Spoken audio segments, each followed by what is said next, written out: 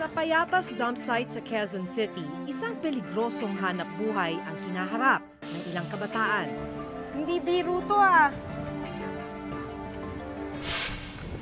Sandali, alam mo, hindi biro talaga umakyat dito. Napakahirap. Saglit lang ha. Puro basura na.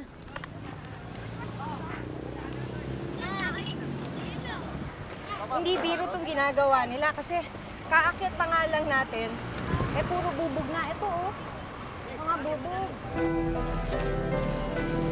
Yung pagdampot nila kung ano-ano yun ha, dahil naghalo-halo yung mga basura. May mga gamit na sanitary napkin, gamit na diapers, may mga bubog. Pero sila, diretso lang, wala naman silang gamit na guantes, wala silang mga tsinelas. Mahirap at mapanganib man, tinitiis nila ito dahil wala raw sapat na kita ang kanilang mga magulang. Ito yung nakakalungkot kasi rito eh. Sa halip na nasa eskwelahan sila para matuto, nandito sila sa ibabaw ng truck. Hindi pa naman biro yung kaligtasan nila rito dahil madali sa aksidente. Kasi habang gumagalaw yung mga truck, nandito sila nakakapit lang. So konting kadyot lang ng truck, pwede silang mahulog. So hanggang dito lang naman to. Sanay na yung mga batang bumaba agad kasi pagdating nila dun sa checkpoint na yon, kailangan na nilang bumaba. Kasi pinagbabawalan sila ng mga gwardiya ron. Kaya mabilis silang kumilos. Kung naririnig nyo na yung mga sipol, yan yung mga gwardiya na nagsasabing kailangan na nilang bumaba ng truck. Yeah! Sa ikalawang pagsampa, doble na ang bilis ng kilos ng bawat isa. Kabi-kabilang panganib ang hinaharap ng mga bata habang nasa itaas ng truck. Ito yung delikado sa ginagawa nila. Kasi wala silang kinakapitan. Katulad ngayon, diretso yung pangangalkal nila. Pero gumagalaw na yung truck. Nakapuno rin sila ng sako. Tansya nila mga 50 pesos. Kapag may 3 sako sila, yun yung kikitain nila sa isang araw. Bukod sa mga kalakal, may mga nakukuha rin silang pagkain mula sa truck ng basura. Candy at saka biskuit. Pantawid gutom daw nila ito sa maghapong trabaho.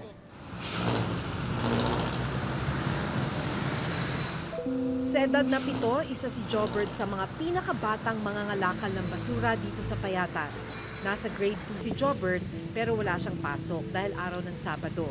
Inabutan namin siyang nag-aabang ng truck kung saan siya pwedeng kumuha ng kalakal. Tapos may dumating na truck. Anong ginagawa ninyo? Kaagad po jumper. Kasi umaga na ako nangangalakal minsan paligid, walang truck. Dito muna ako. Pagka may truck, kaagad akyat sa jumperan. Hindi ba delikado yun? Hindi naman. Minsan, humahawak lang kami pag-aandar na.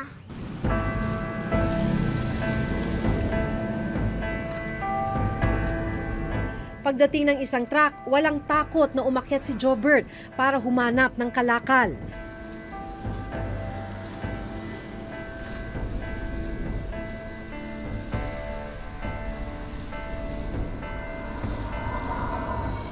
Ano ba hinahanap mo dun sa truck? Mga plastic, minsan bote. Tapos minsan, lata. Pagka naipon na, anong ginagawa mo? Diretso namin benta. Pahinante sa truck ang kanyang ama habang wala namang trabaho ang kanyang ina. Kaya si Jobert maagang nagbanat ng buto para makatulong sa pamilya. Bakit importante sa'yo to na nagagawa mo to? Kasi pag nagugutom na yung mama ko tapos papa ko, kaagad ko binibenta para may magkapera lang kami. Importante lang yun kasi para makakatulong ako.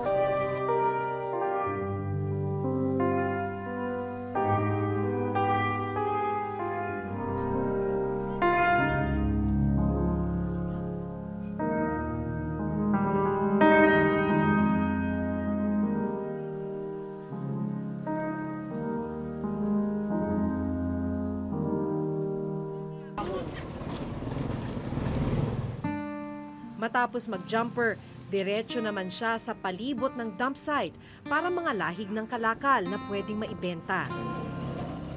Ano itong mga inipon mo? Bakal, tapos si bak. Saan mo itong kinuha? Ito yung mga galing, nag-jumper ka? Tapos pulot-pulot ko. Tapos pulot-pulot. Ilang araw mo itong inipon? 3. 3 araw mo inipon. Mag-iipon ka pa ba? Dadagdagan mo pa? Para saan to? Para sa amin. Yung pera? Saan mo gagamitin yung pera? Bibigay mo ba kay nanay? Opo, tapos pabago ko po. Baon? Hindi ka pa yata kumakain eh. No? O sige. O tapos, yung ano mo rito, hindi pa puno eh, no? Mga magkano to lahat? Kung isasama mo pa yung isang sako na naiwan mo doon, mga magkano lahat yung inaasahan mo? Magbabainsin ko po. 25. Tubong Masbate ang ama ni Jobert na nabubuhay noon sa pangingisda, na masuka naman bilang kasambahay ang kanyang ina sa Isabela. Kapwa lumuwas ang kanyang mga magulang sa Maynila sa pag-asang may mas magandang kabuhayan dito. Pero kabaliktaran ang nangyari. Kapos daw ang kita ng kanyang ama sa pagiging pahinante ng truck. Gutom ang nagtulak kay Jobert para mamulat sa marumi at delikadong uri ng paghahanap buhay. Gusto mo ba itong ginagawa mong to? Opo, para hindi lang po gutom kapatid ko. Ayaw ko po silang mamatay. Kasi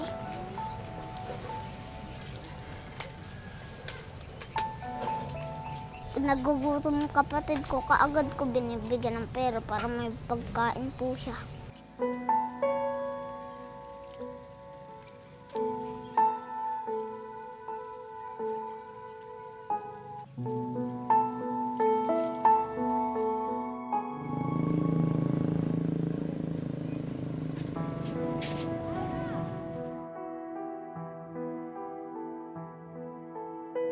Nay, anong ulam mo ngayon? Ano po yung pagpag... Kapag walang sapat nakita si Jobert at ang kanyang ama, nagkakasya sila sa pagkain ng pagpag o mga tirang pagkain mula sa basura. Sanay na raw ang kanilang sikmura sa pagkain ng pagpag.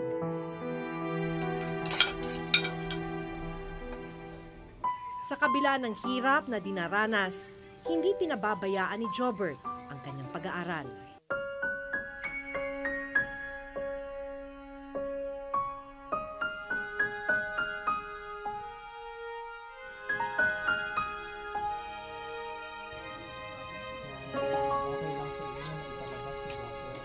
Bakit ka nag-aaral? Para matuto. Para matuto ka.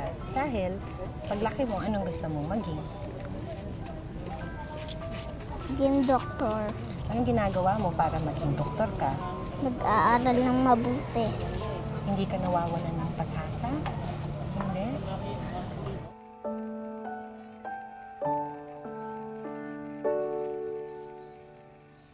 Noong 1960s, nasa 8 million ang mga nakatira sa mga syudad sa Pilipinas. Pagdating ng 2010, nasa 46 million na ito o kalahati ng populasyon ng Pilipinas. Kalimitang dahilan ay dahil sa kawalan ng oportunidad sa mga probinsya. Pero marami sa mga lumilipat sa mga syudad ay nauuwing walang sariling tahanan o hirap makakuha ng disenteng trabaho.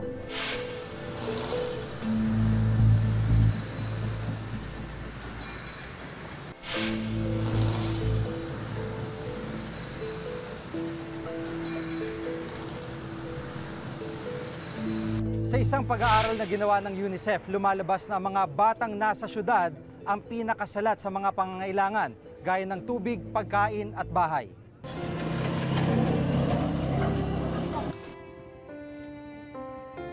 Tubong Masbate ang ama ni Jobert na nabubuhay noon sa pangingisda, na masuka naman bilang kasambahay ang kanyang ina sa Isabela.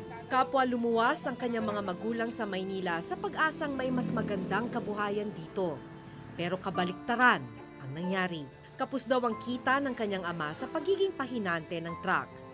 Gutom ang nagtulak kay Jobert para mamulat sa marumi at delikadong uri ng paghahanap buhay. Gusto mo ba itong ginagawa mong to? Opo, para hindi lang po gutom kapatid ko. Ayaw ko po silang mamatay. Kasi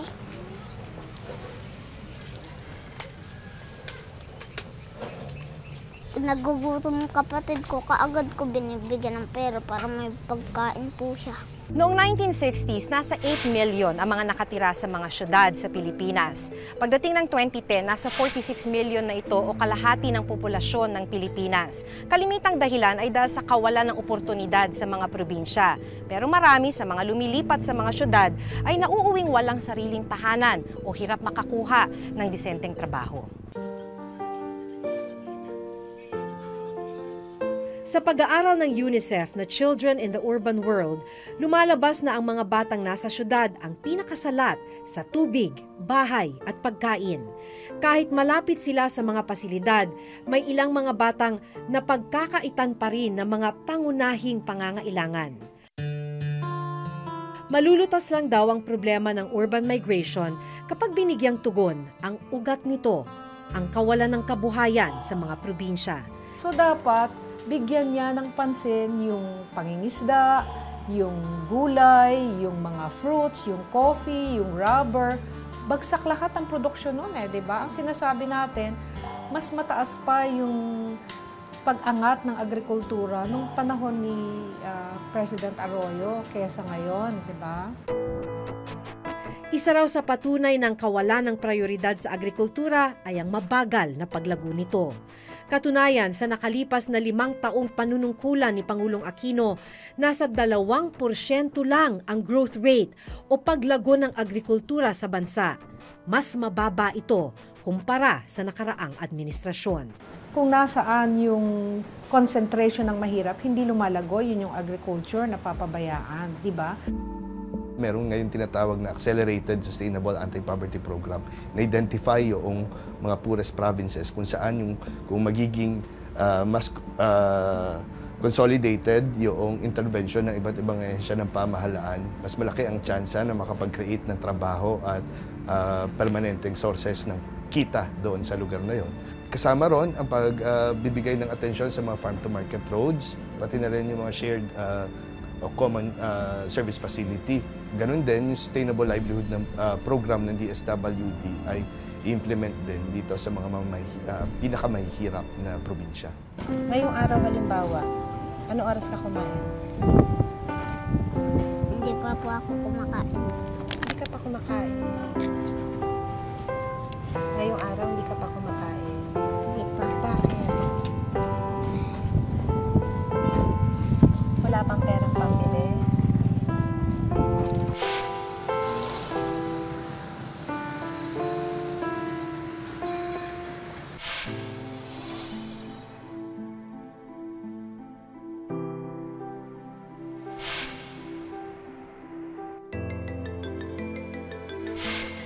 May programang pamahalaan na tinatawag na Balik Probinsya Program kung saan binibigyan ng pamasahe ang sinumang nagnanais bumalik sa kanilang lugar. Pero makabalik man sila, mas malaking tanong kung ano ang dadatnan nilang kabuhayan sa probinsya. Kaya mas makabubuti raw na kasabay ng pagpapaunlad ng agrikultura sa mga rural area ay paunlarin din ang kabuhayan ng mga narito sa mga syudad. Nang sa gayon ay mabigyan ng mas disenteng kabuhayan ang mga magulang at hindi na kailangan pang maghanap buhay ng mga anak. Sa ngayon, ina-explore ng PCUP ang partnership sa Solid Waste Association of the Philippines. Meron silang programang sinisimulan upang ma-integrate, tawag nila ay informal waste sector sa formal na sistema ng solid waste management, ganun din sa formal na proseso ng pagnenegosyo mula sa basura. So kasama doon ay yung pag-oorganisa ng mga waste cooperatives. Hindi masisisi ang mga gaya ng pamilya ni Jobert kung pinili nilang makipagsapalaran sa syudad. Lalo na't dito nila inakalang matutupad ang pangako ng mas magandang buhay.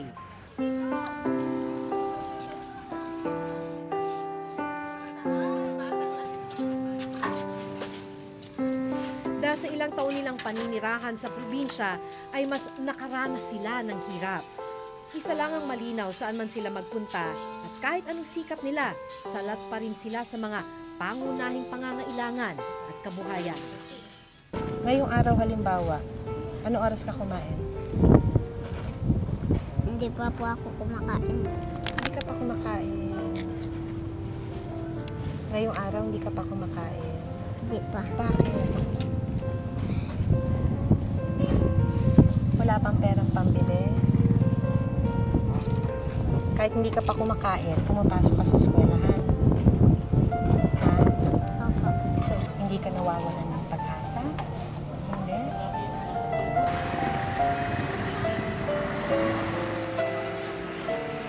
Ako si Maki Pulido. Ako si Jiga Manikad at ito nakatala sa aming Reporter's Notebook.